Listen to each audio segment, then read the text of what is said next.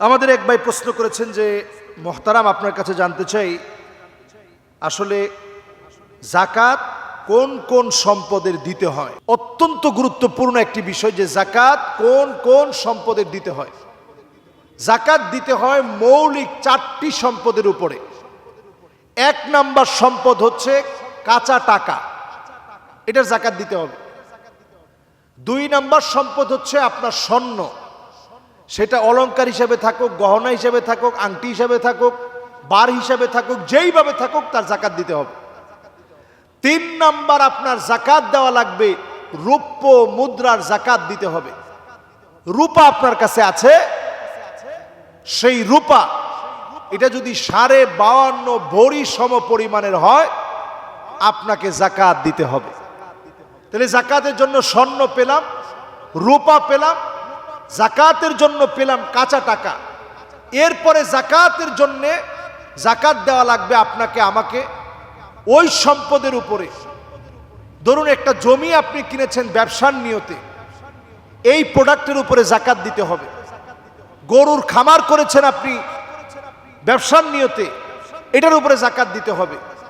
মুরগির ফার্ম করেছেন আপনি ব্যবসার নিয়তে, এটা থেকে আপনাকে যাকাত দিতে হবে।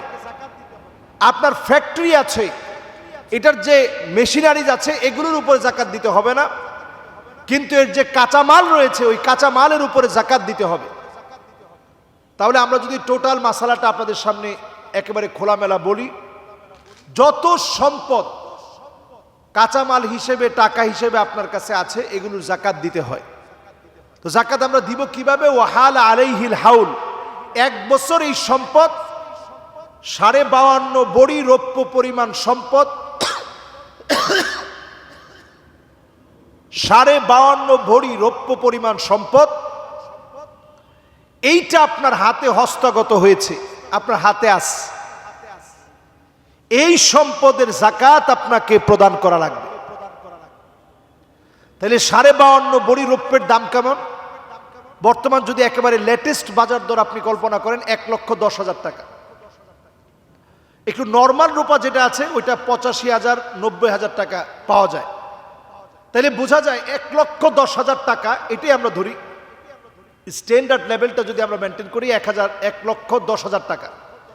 এই 1,10,000 টাকা যদি আপনার কাছে 1 বছর যদি আপনার হাতে থাকার পরে ঘুরে আসে, তাইলে আপনি যাকাত প্রদান করবেন 1 লক্ষ টাকায় মাত্র 2,500 টাকা।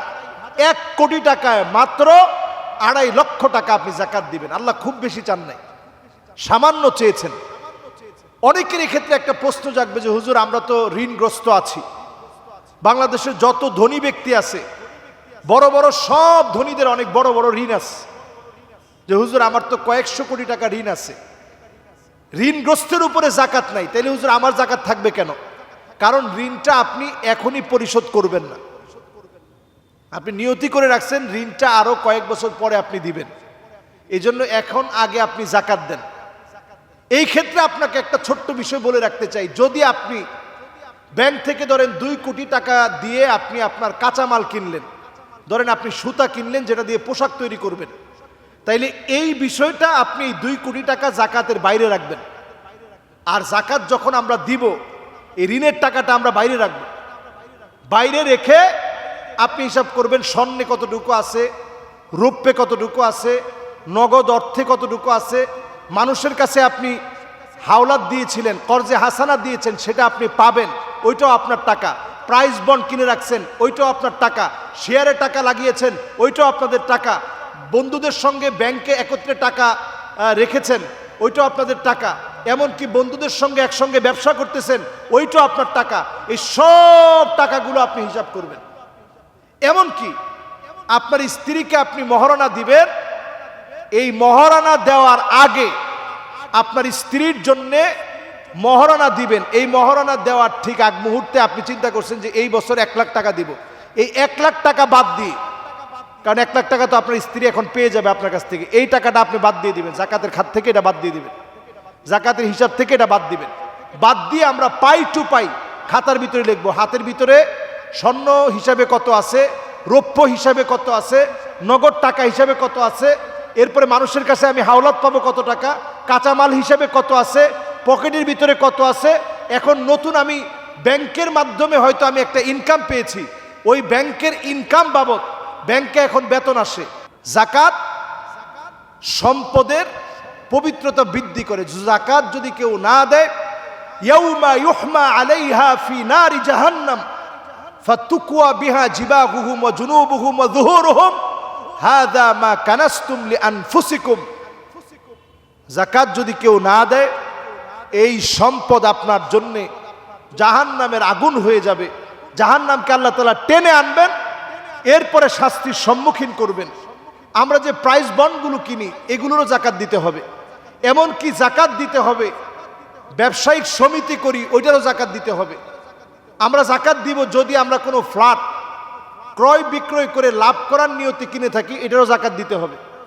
গাড়ির যাকাত দিতে হবে না, গাড়ির যাকাত দিতে হবে না। পশু যেগুলো আছে আমাদের দেশে, এমন কোনো পশু নাই যেগুলো শুধু ঘাস টাস খেয়ে চারণভূমিতে বিচরণ করে যে গরুগুলো বড় হয়, এমন কোনো গরু আমাদের দেশে এখন নাই।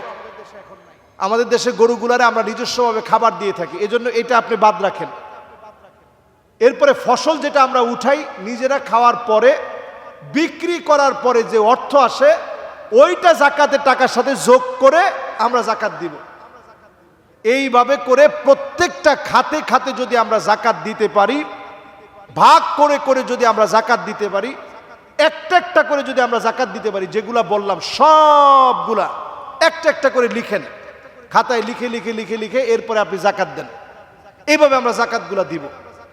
আর যাকাত দিব না যারা ঋণগ্রস্ত, একেবারে অভাবী, যারা নিজেরা মিসকিন, যারা নিজেরা অভাবী, আরেকজনের কাছে যাকাত খেতে পারবেন, এমন লোকের আমরা যাকাত দিব না। এছাড়া সবাই যাদের উপরে নেশাব পরিমাণ সম্পদ হয়েছে, 1,10,000 টাকা রমাদানের একটা নির্দিষ্ট হিসাব করে রাখবেন যে 17 রমজান এবার দিছেন, আগামী বছর 17 রমজান আসলে আপনার নিসাব পরিমাণ একেবারে বছরটা পুরা হলো।